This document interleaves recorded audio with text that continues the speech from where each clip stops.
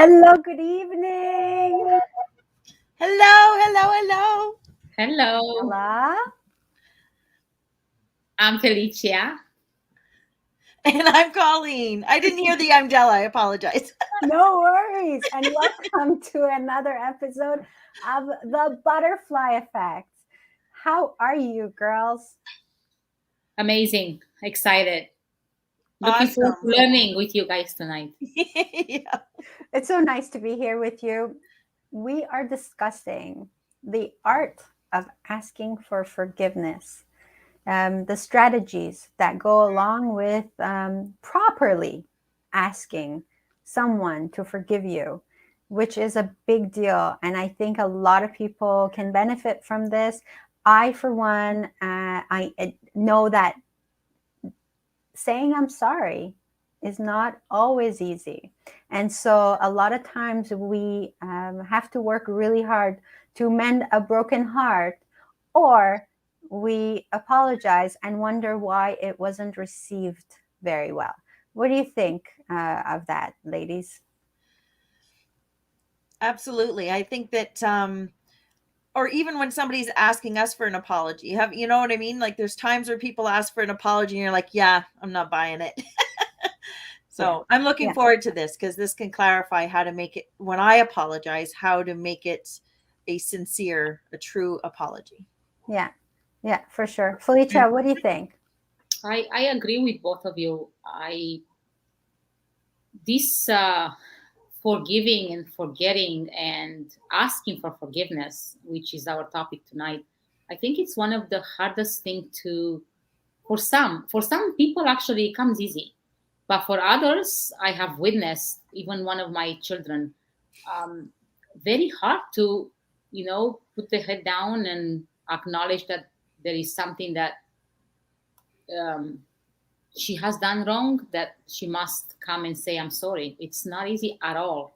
So I'm sure there are many out there who are having a challenge with this simple words, I am sorry. Yeah. And I find that saying the words doesn't equal genuinity, and doesn't mean anything really. If you say I'm sorry just like that, and there is nothing else following, which I'm hoping we discuss tonight, it doesn't go anywhere. It's just empty words.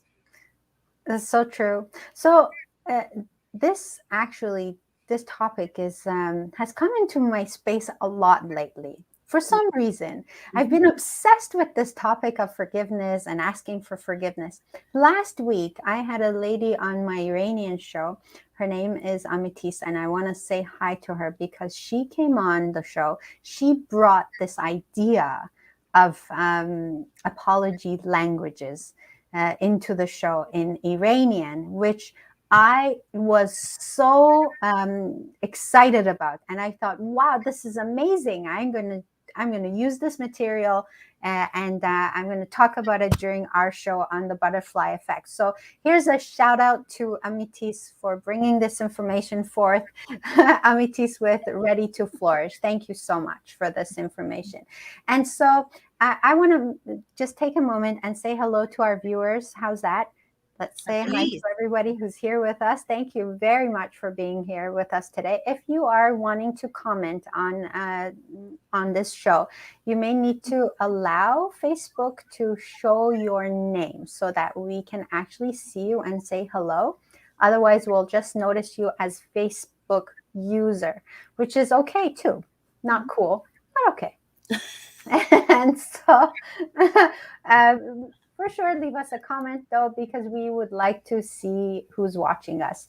And please share with us in the comment section your experience, um, your questions, your comments about this topic. I think it's a great topic, and I'm excited to start. So let's get started. Colleen, as usual, has some information for us. Let's hear what you've been working on. So, since we did the definition of forgiveness in January, I thought I would just do the definition for apology. And it's really short and simple: a regretful acknowledgement of an offense or behavior. Great. very straightforward. And sometimes people think that there's a lot more to an apology, but the basic,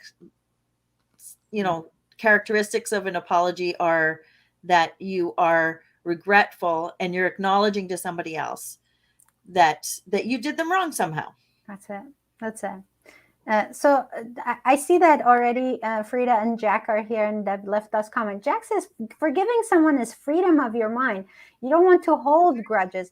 It makes you sick, and say sorry is something everybody should try. It's not the end of the world and you will feel better. Isn't that the truth? Somehow, though, for a lot of people, this is a really big deal. A lot of people can't do it. A lot of people feel awkward doing it. So this is going to be a show that we're doing. We're going to give you some strategies. We are going to discuss these strategies. This topic for me was inspired by two different websites, and I want to make sure that we talk about those two websites so that there's no issue there.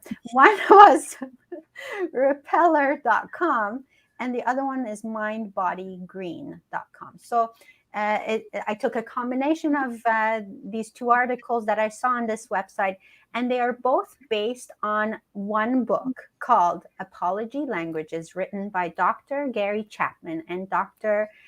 Jennifer Thomas. So, and that's the same author of Love Languages, right? Thank you. Yes, yeah. It is. Actually, Jack Vincent is here, and he is an expert on the love languages. He and I did this interview, and he talked all about the love languages. It was awesome.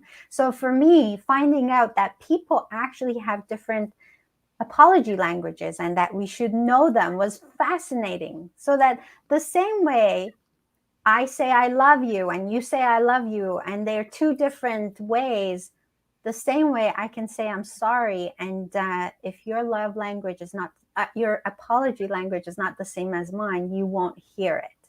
Does that make sense? Mm-hmm. It really does. It really does. Okay. So shall we start? Yes, please. Okay. So drum roll. Okay, so again, I want to make sure we say hello to our viewers. Thank you so much for being here with us. Please share with us your comments, your experiences, and let's learn from one another tonight. The more we learn about the proper way of apologizing, the better we are off. I think personally, and all of us together will live better. So 5 apology languages, according to Dr. Gary Chapman and Dr. Jennifer Thomas. There are 5 different apology languages. So I'm going to go through each one and discuss them very, very short, and ask for you ladies to please fill in the blanks with your comments and with whatever you can add, because I know that you have a lot of experience in helping people getting clear on this. Why are you laughing? Because I thought you were going to say that we have a lot of experience apologizing.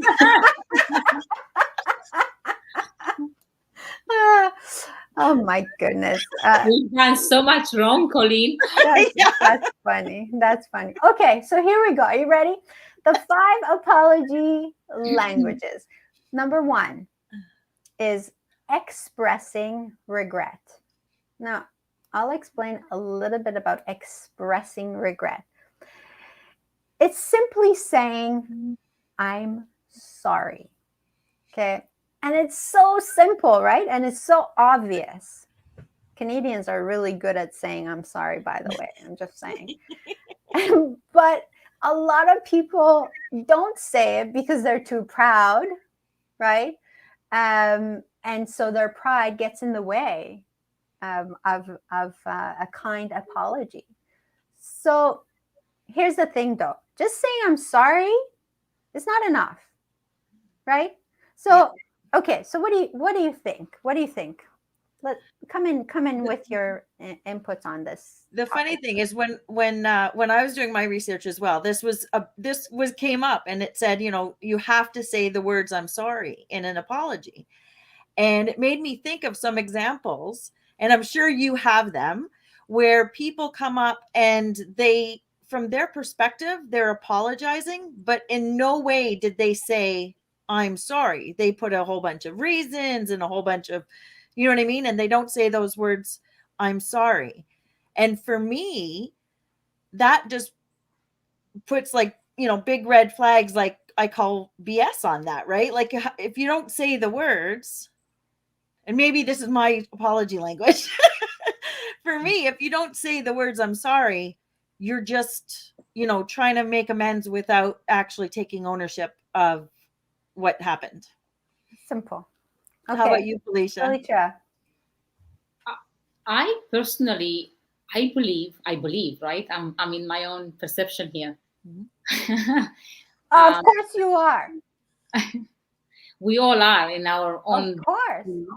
So I believe I personally ask for forgiveness mainly because I care a lot about others. And I'm saying that from the depth of my being. Honestly, I do.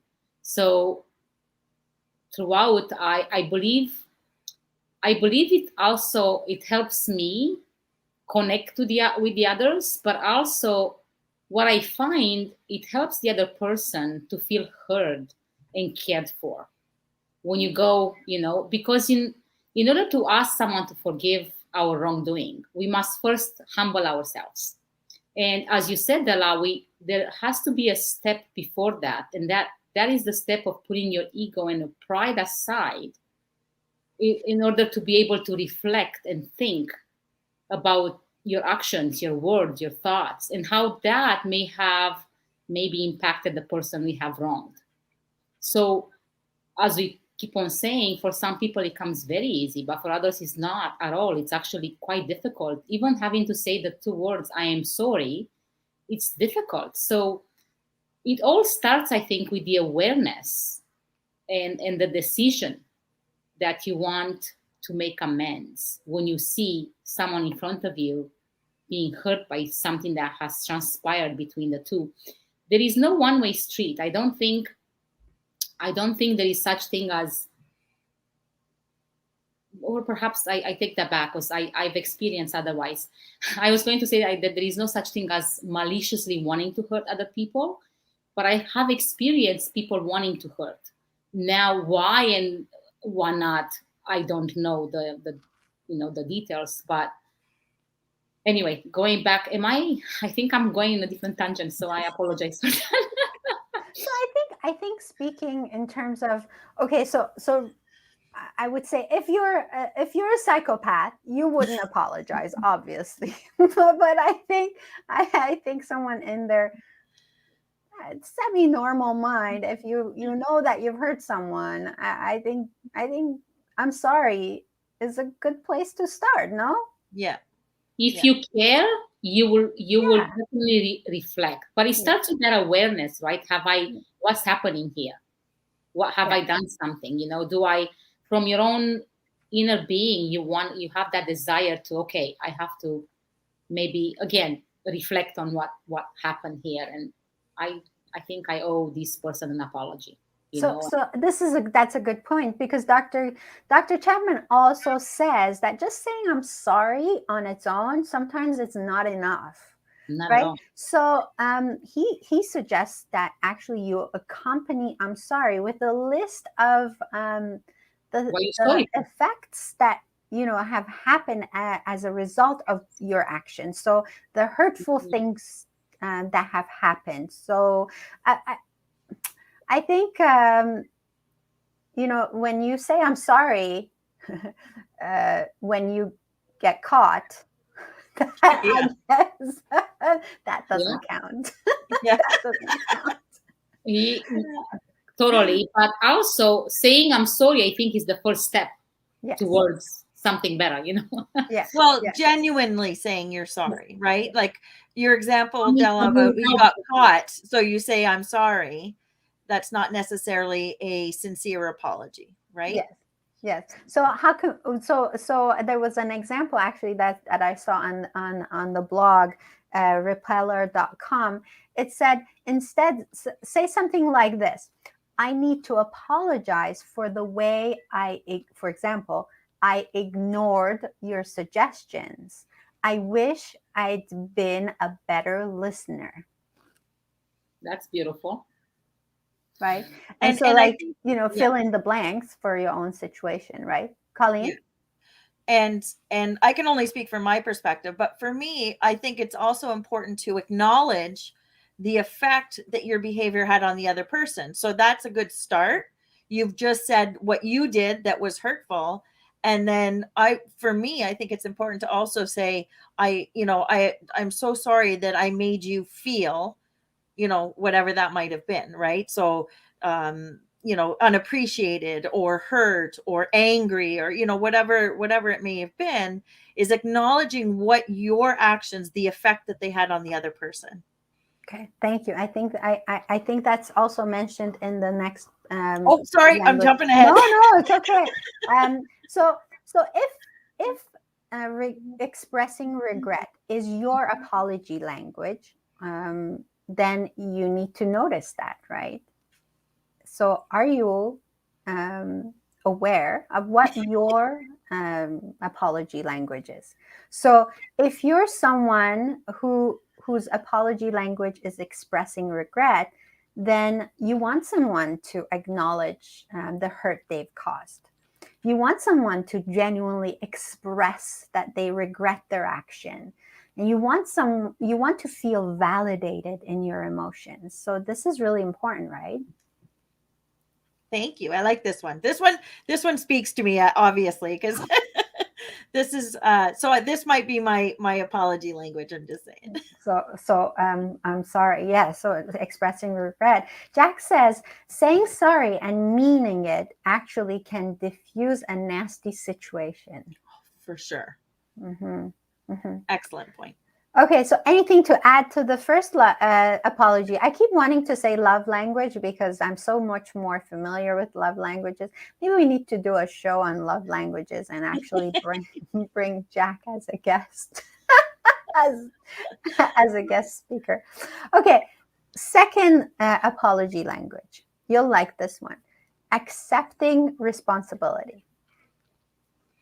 Okay, and so to kind of clarify this, this is when someone admits, really honestly, that they were wrong to do what they did. Right. Man, this is a hard one, right? This is a hard one. No one wants to feel wrong. And so when you acknowledge that you were at fault in a situation, that's really, really taking responsibility, right? So Dr. Thomas says, name the mistake, right? And name the mistake and also say that I was wrong. So not just, name. So some people would say, oh, it's easier to say you're right, right? We like that better. I could say you're right easier than saying I'm wrong. Does that resonate with you? Yeah. And it makes me think of, some of the apologies that I've heard before, when somebody comes and they say, I'm really sorry that I did this. And, but then they don't take all the responsibility. They put some of it on me. Well, if you didn't yell at me so much, or if you didn't ask me to do this, or, you know what I mean? Like they put the ownership back on the person they're apologizing. And you're like, okay, is this an apology? Because you're making me own it, right? Like you're saying that the words I'm sorry, and an insincere apology would be when they don't take that ownership. And for me, sometimes it helps me understand a theory by going to the opposite. That's just the way my brain works. So what about you, Felicia? How does this one resonate with you? So this is about taking responsibility, right? Mm-hmm.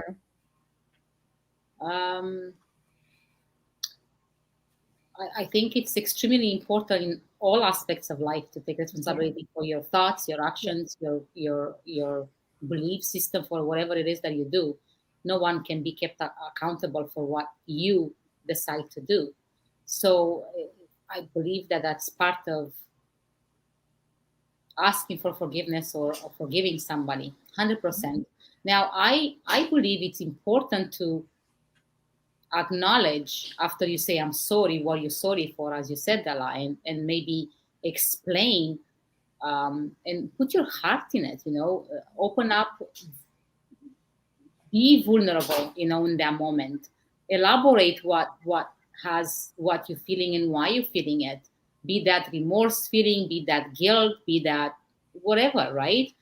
And then, very important, if you ask me, is to, once you say that, stop, like zip your mouth and let the other person speak. Because most often than not, that's when they start lowering their that uptight feeling, let's say, or hurt feeling, and they start talking and venting and telling you all of the things that they may have felt or whatever. And that's what I find, is that that's the moment when, most often than not, we tend to become defensive rather than just sit there and listen. Yeah. Right? And I think that's the hardest thing to do. I agree. And that's a really good point, to allow them to feel their feelings without having expectations of what they're supposed to feel like, right? Like letting them work through it in their own way, in their own time, just, putting the apology out there and letting them decide if they accept it. Mm-hmm.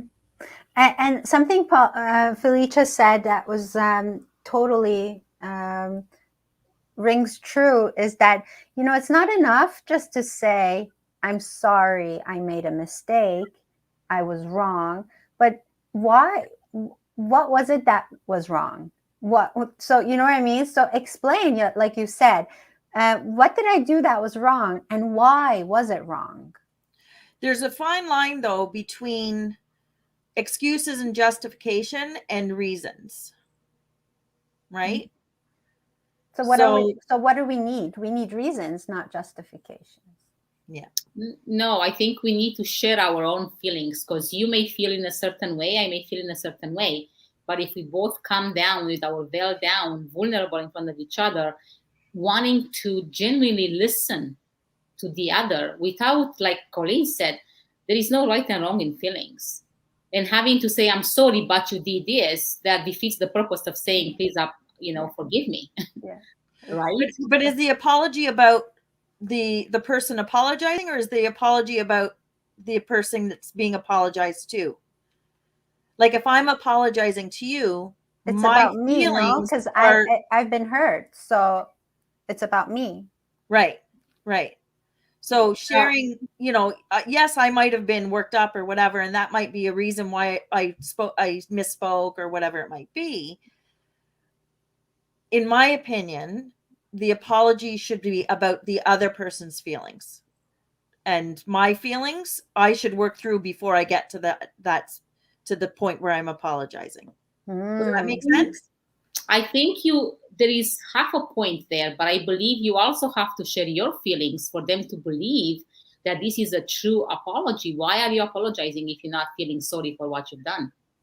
Right? So if I'm acknowledging their feelings, that, from my perspective, acknowledging how I made them feel would be the motivation for the apology. Here is an example. Sure. A couple of years ago, 2 or 3 years ago, I was visiting this friend downtown, and I parked on the other ground parking.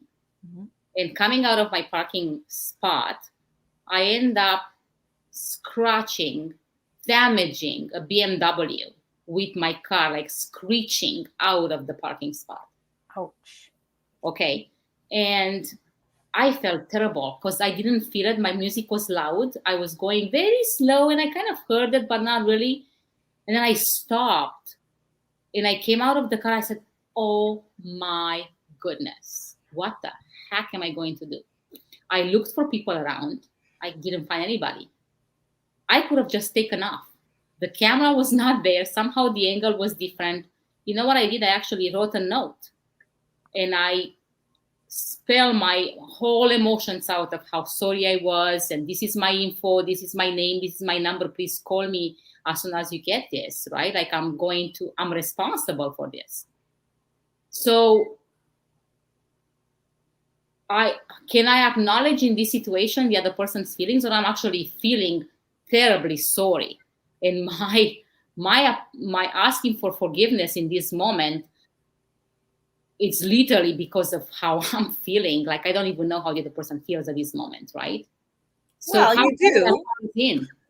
You can put yourself in their shoes and understand what they would be feeling in that moment. Like if you came back to your car and it was scratched, right? How would you feel? So those are the feelings that you're acknowledging right now.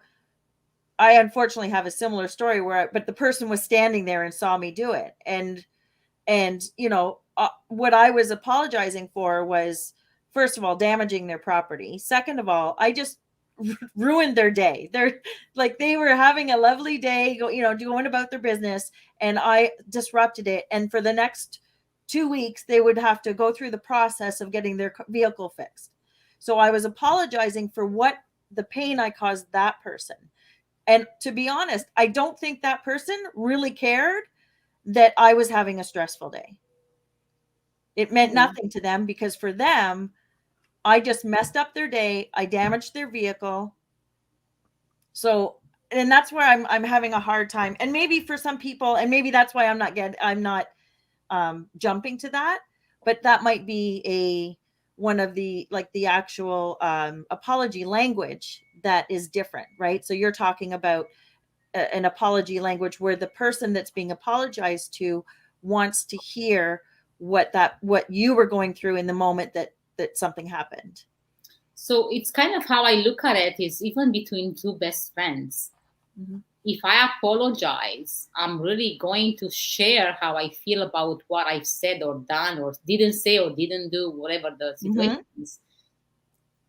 And then perhaps then the other person will voice their feelings and whatever happened to them while we are going through our, I guess, moment, let's say, right? And at that moment, I may now know how they feel because they share, they are starting to talk. As I said earlier, once you say, I'm sorry, and you ask for forgiveness and you tell them how you feel, then they start talking. So when they start talking, then they share with you what they feel and what they went through. At that moment, you can acknowledge their feelings and you say exactly what you said. You know, I'm terribly sorry that I've said that, and now I'm realizing how that may have really hurt you or made you feel this way or made you whatever, right? But would I know that before? Yeah, you can try and put yourself in the other person's shoes, but I think that's assuming before you actually discuss it with them. Yeah. So I need to keep going because we are going to run out of time before we end this. But I want to give you the example of something that this apology language may sound like. So it may sound something like this. I know that when I yell like that, I'm repeating patterns I learned as a kid, but I don't want to treat you like that. I need to work on finding better outlets for my anger so I don't upset you. How does that sound to you? I get it now. Yeah. So you're acknowledging the origin of why you may have done that, and then acknowledging that you want to do better. Yeah. So what was wrong that I did? What was wrong about what I did, and why? Right. And so I think that's really important. You know, I looked at this and it sounds so simple, but honestly, implementing it is not so easy. And I think that's why practicing this sort of thing helps so much. But I want to also point out that if your apology language, I apologize, is accepting responsibility, then you're the type of person who wants someone to take ownership of the hurt they've caused. You're the type of person who wants someone to clearly state what they did wrong to prove that they can learn from this mistake. And you're also someone who doesn't like to hear excuses. So those are good points. Jack says choleric personality has a hard time with apologies. Okay. That's not me. Yeah. Yeah. He also says the problem with people is that they don't want to hear their mistakes. They don't want to admit. Nobody wants to be wrong, right? No one likes that. Okay, are we ready for the third Yes, please. apology language? Okay. You'd both like that because you've already both touched on this. Making restitution. Restitution. So now with this one, you also include in your apology finding a way to correct the situation, right? Yeah. So let's say, this is common, like in Felicia's scenario of damaging that BMW, right? When you damage an item or something is broken, the apologizer usually offers to replace the item or pay for the damages and the inconvenience, right? Mm-hmm. But it can also occur in more serious situations, where a person has felt deeply betrayed, right? Yeah. And the person who did it would have to make it up to them. So that's a little bit more complicated, isn't it? Yeah. Okay. I had a situation once where there was a lady I had booked. We were supposed to get together one morning, and I overslept. And she was outside my door, and I'm a very deep sleeper, and I didn't hear her banging on the door. She had driven half an hour to my house to come see me. We were supposed to hang out for the morning, and I woke up right after she left, and I called her, and and I apologized, and I said, how can I make this up? Because she took it as a betrayal. She took it as I was telling her that she wasn't important to me, and I see how that would come across because I didn't get up when I was supposed to meet her, right? I wasn't ready for her. And so in line with what you just said, I said to her, what can I do to make this up to you? Because I had no idea how to make it up to her, what would speak to her. Yeah. So yeah. So sometimes just asking the person, how can I make this up to you? Okay. Felicia? Yeah, I believe that to anything we do has a consequence. So we don't think of it when it comes to emotional distress. We don't think that, like, for example, I hit that car, right? Either the insurance will cover the cost or I will have to cover the cost. So the same thing goes in between relationships. And yeah, the consequences aren't emotional when it comes to the cost of the vehicle. But in order to heal, one must assess the emotional cost and consequences, which most often than not, it's not easy.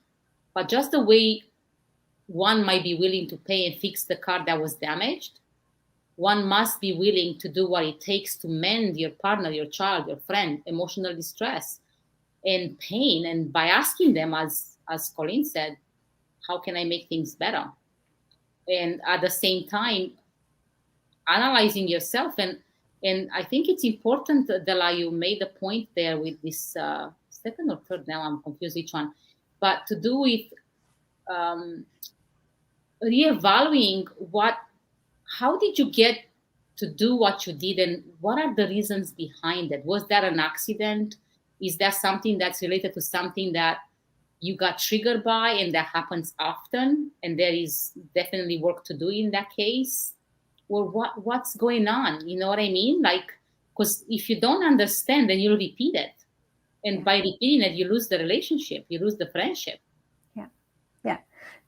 So Jack says an apology with restitution will save your marriage or job. And so I want to read the example that was given on repeller.com for this. It might sound something like, "Thank you for taking care of me when I got too drunk at the concert last night. I'm really sorry you weren't able to relax and enjoy it because of me. I'd love to take you to another show, my treat, and make it up to you."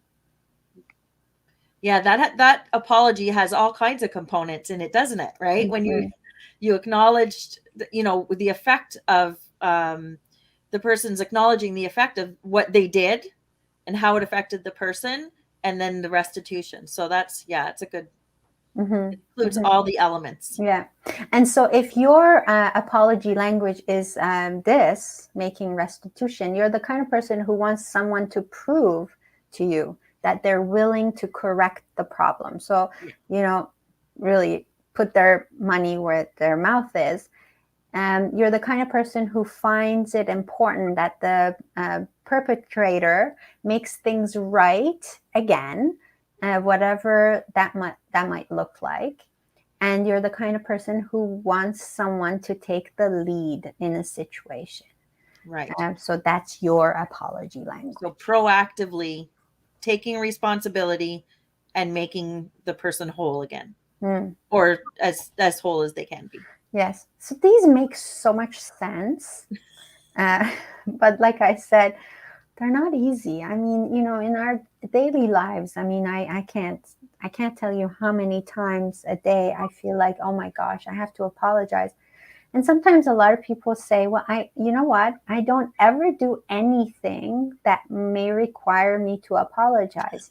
And then I'm thinking, what? How? Are you human? Are you human? And where do you live? And who's surrounding you? But it's easy to make mistakes. It's easy to hurt people. It's easy to do the wrong thing. It's easy to make a faux pas. So learning how to apologize properly, I mean, it can make our lives so much easier. Shall we go to number 4? We're doing really great on time. Number 4 is, you both, again, touched on this, genuinely repenting. So this one requires a change of behavior. Basically, saying I'm sorry is not enough here, right? You kind of have to engage in problem solving. And so don't make excuses. Make a better specific plan for change. And so it might sound like something like this. So again, like this is a totally different scenario.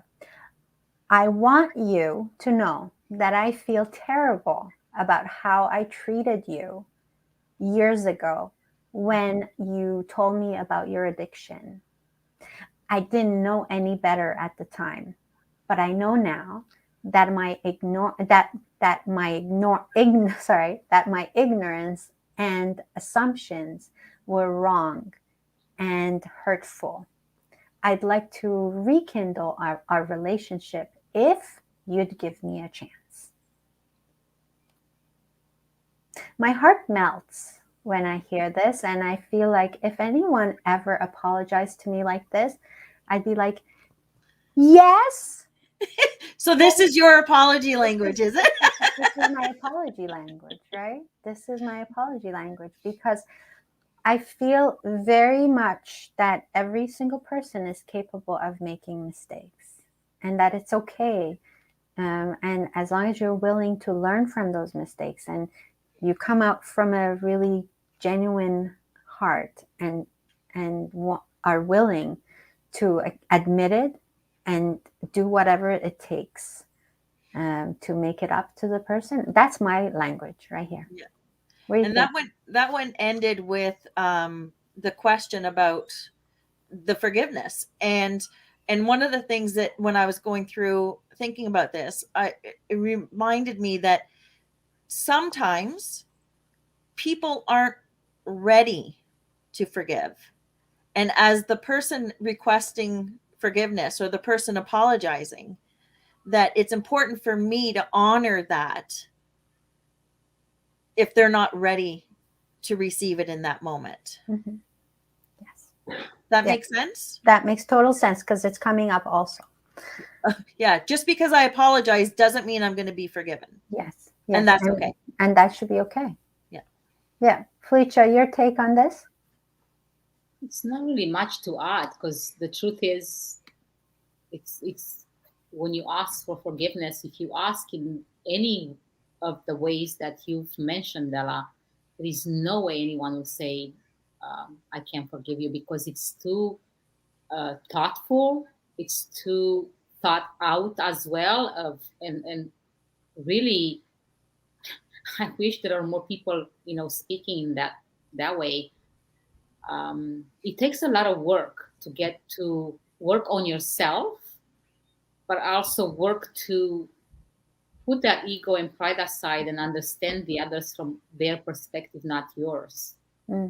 Yes. And be aware to that extent and that detail. That means you really put thought and work into it, and you deserve to be forgiven and also given a second chance. But I find that in relationships, it's really important to say that and stick to what you promise. Like, you have to come to an agreement and say, look, I'm sorry for all those things. How can I, or Pauline, I think you said it, how can I make things better? Like, I want to make things better. Can you help me? I need your support, and I'm going to support you. And then let's make this work. Let's find ways, if this relationship means something, right? Or this friendship means something. But again, it takes a lot of time and a lot of work and a lot of emotional upheaval. It's not easy. You don't just come to out of nowhere, you read a book, and over a sudden you are able to now apologize in that fashion. I tell you, I've been studying this for 15 years now. And sometimes to this day, I'm having a hard time to come to that level. It takes me a long time. Like Colleen said, I first have to calm down. Then I have to allow the other person to honor their needs. And then hopefully we'll come to at the same time or sometime in between, we both are ready to discuss and sit down and face the truth, Yeah, timing is important for sure. Yeah. When my son was little, he was 6 months old when we started this business of the flower shop. So he was very little when I was working long hours. So I was putting in like 80 to 100 hours a week. And so I often missed out on him growing up. And as he grew a little bit older, maybe when he was like, in his early teens, we left him at home on his own a lot of times.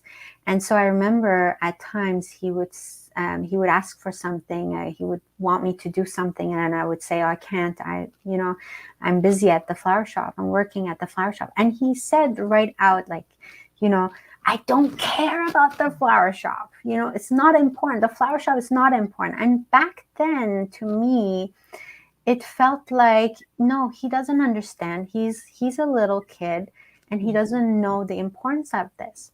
And as I'm getting older and wiser, I'm realizing that I could have hurt him. I might have hurt him. So my apologies sounded something like this, which took a lot of work. Dylan, all those years when I left you by yourself, I left you at home on your own, I realized that it must have felt to you like you were being ignored and abandoned. And I'm so sorry if you felt that way, that my actions made you feel that way. And I want to apologize for that. And when I approached him with this, he said, "No, Mom, I don't remember any of it." So I hope so. I hope that's But true. in that moment, he felt unimportant, right? Yeah, that's he got upset, Yes, right? So yes, I yes, think he whether did. he remembered it or not, you apologizing at least acknowledges Hmm. it that those actions had an effect on him. Yeah, but Felicia's right. Having this perfect sentence in every situation is hard. When I read this, and I mean, I'm trying to put myself in that hurt person's situation and think, I mean, there's no way I'm not going to forgive this person. But coming up with the perfect apology, it's a lot of work, takes a lot of work. And I do want to put this out there that there are workshops for people to learn how to properly apologize. So we still have one more apology language.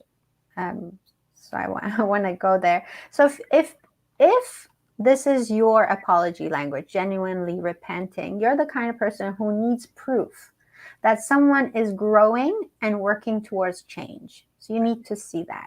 You also need assurance that you won't be let down the next time around, and that words are not enough for you. So that's you. Back it up. Yes, yes, back it up. Yes. The fifth apology language, and you both again touched on this, is requesting forgiveness. So this Well, I was a think requesting is kind of harsh. I think it's asking for forgiveness. You can't request. well. This I mean that's No. the way it's put in the book. I'm just Oh, okay. yeah. I'm just quoting. I'm just quoting from the book. Requesting forgiveness, and so which allows the other person the time to process their hurt before assuming everything is back to normal. So, like you both said, like, give them time, right? So, saying, "I'm sorry I let you down. Can you find it in your heart to forgive me?" places the power back into the hands of the party that was hurt. Yeah. Yeah. Yeah. And so, uh, and it says here, while most people won't refuse an apology altogether, it does leave room for them to make exceptions, including the need for repentance or restitution. So it may sound something like this: I know that there's no excuse for the way I've betrayed your trust, but I'm doing my best to be worthy of it now. Can you ever forgive me? It's funny because just like the love languages, the apology languages, I'm recognizing which ones are high on my list and low on my list. And this is so helpful because this is not something that I require when somebody's apologizing to me. And when you said that, I realized I don't go to this step. And for some people, if this is their apology language, I'm not getting there for them.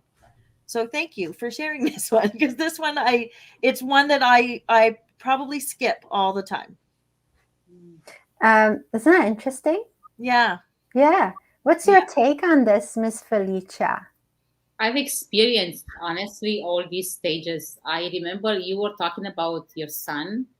My oldest, Carla, because I was a single mom, at one point, to keep her in a competitive fence, I had to have 4 jobs. Now, you can imagine that having to have 4 jobs, it meant a very little time with her. And I have to go through rotation with different friends or babysitters to watch her day and night, weekends and evenings and mornings and everything.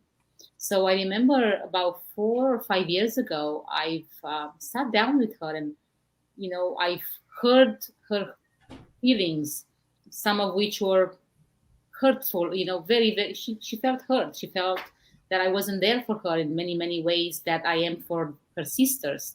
Mm-hmm. And I remember asking for forgiveness and like you, stating that back then, that's how I saw feasible managing my situation.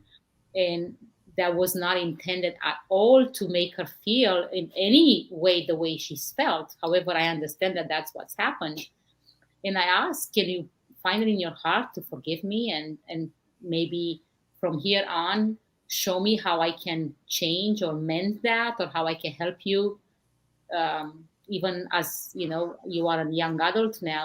It took her 4 years to actually say that she finally forgives me. 4 years, and I've honored that time.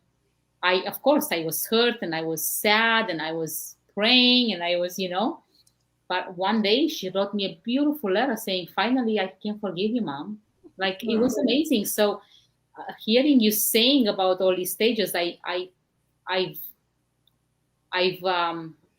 think for me personally, all of them are important. So I can't even choose one because they all tie into the other, and is important for closure, is important for, the question is, never mind, it's okay, that's it. I think because it's similar to the love languages, right? There's no, we have their order of priority, but they're all important. Yeah. So I agree with you. The apology languages are all have their place, and yeah, this has been really good. Thank you, Della. You're welcome. So if you're the kind of person that requests forgiveness as an apology language, you're not quite ready for reconciliation yet. You need more from the apology and want the space to ask for it. You need to know the person apologizing is willing to wait until you're ready. Wow. Yes. So you want the power, right? And so this was all from, again, I want to mention 2 different articles that spoke about the same book written by Dr. Gary Chapman and Dr. Jennifer Thomas. Also the authors of the book Love Languages. Jack is asking, what book is this? This is called Apology Languages by Dr. Gary Chapman and Dr. Jennifer Thomas. And so I know that just like the love languages, there must be an assessment of some form that you can do to find out, what your apology language is. And I think this is really cool because the more we know ourselves, the better, right? We can live. And so I really appreciate things like this. I love finding out more about myself and the people I love. So thank you for listening. I thoroughly enjoyed doing this today. Yes, me too. Thank you. Thank you. This I have. There was a quote. I don't know who wrote it, but I think it's goes well here. Like, if I can share it, it says that the mind has no time to dream of a better future if it's too busy chasing shadows from the past. So therefore, reflect, resolve, let go, live on. I love that. So I think that's, again, it comes down to all of those stages or steps, or if you made languages of apology. Yes. I would have never known. I would have liked just the way with the love languages, but there is a lot of truth and they do work. But again, I believe that if you do work on yourself, this will come forth like a second nature. Yeah, and like you said, it takes awareness. That's definitely step number 1. Become aware, to become aware of these things. So just to recap, I'm going to read over the 5 apology languages. Number 1 is expressing regret. Number 2 is accepting responsibility. Number 3 is making restitution. Number 4 is genuinely repenting. Number 5, requesting forgiveness. Okay, so is there anything else you'd like to add? There was, but I was trying to listen to your list, so I lost track of it. Uh-oh. Oh, I know what it was. For me, and I don't and this may resonate with you or not, but for me, I think I don't find apologizing difficult now because I make a conscious effort to make it about them instead of about me. So I apologize for their, like, because I'm genuinely sorry if I impacted them in a negative way. Mhm. And whether they accept my apology is completely up to them. I don't need the acceptance, but I do need them to know that I am aware and that I am remorseful for the result that my actions caused. Mhm. Mhm.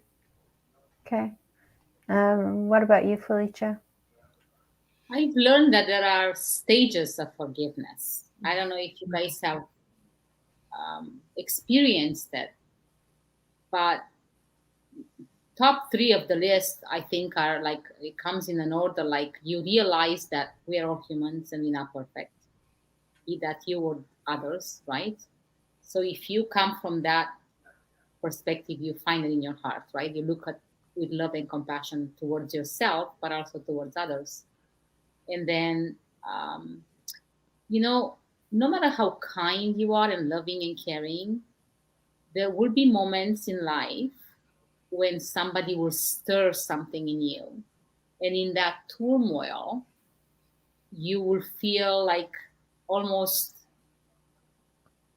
you want revenge of some sort. You want to, I think that's the time when you have to let go of that need, right? And let time heal and ask, like look at differently, like ask for forgiveness, right? But it's almost like live and let live. Like don't get so stuck, on who is right, who is wrong, his feelings, my feelings. And I think, Colleen, listening to you, I'm almost hearing like I don't really care about me. I care about you. But I think it's important to care of yourself too. I know, but that's why I said before I get to the apology, I forgive myself for the actions, right? Because my intent is never malicious. So No, for sure. before I ask somebody else to forgive me, I have to forgive myself. So I've already done that work. I don't need Mm. them to do it for me because I'm not responsible. They're not responsible for my they're not responsible for my feelings. I'm responsible for my feelings. So I address that myself so that when I come into the apology, it's all about them because I've already forgiven myself. You know, I wanted to mention this, that when we talk about asking for forgiveness, when someone's mad at you for something you've said or done, and they're really angry, and they don't want to have anything to do with you, the only control you have in that situation is asking for forgiveness and the way you apologize. The rest is really not up to you. And I think that's really important to remember, that a lot of times people will apologize, or they're making an attempt to apologize. And when they're not received well, then that really adds to their agony, and and then they're all upset. Oh, well, I did apologize. What do you mean you're not going to forgive me? Like, I what else do you want me to do?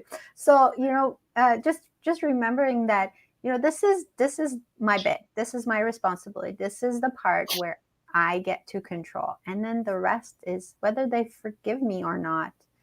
That's really not up to me, as long as I know that I've done everything I could to properly apologize.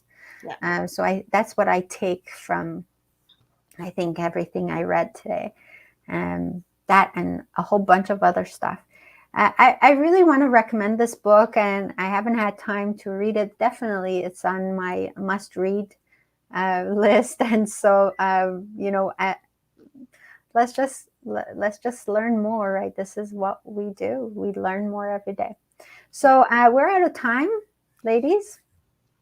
And I want to make sure that we say thank you to all our viewers, the people who've left us messages. And Jack, so thank you so much for being here and for your comments. He says he's looking forward to the next time we have a talk about love languages again. He's really good at explaining that stuff. And so thank you so much for being here, ladies. Our next show is Oh, October 21st. Thank you. Was that my cue? Did I miss my cue? No, there was no cue. We didn't really discuss this. October 21st, but thanks for being on the on with this. Our next show is the third Thursday of October 21st at 9 p.m. And thank you so much again for being here, Colleen and Felicia. You're awesome as usual. Thank you, Della. And this is the butterfly effect, bringing you love, hope, and compassion. We'll see you next time. Bye. Bye, everybody. Thanks so much. It was awesome. Thank you. And thanks for letting me talk. Like, you know, give you my 2 cents. That was awesome. Bye. See you next time. Bye, guys. See you Bye. next month.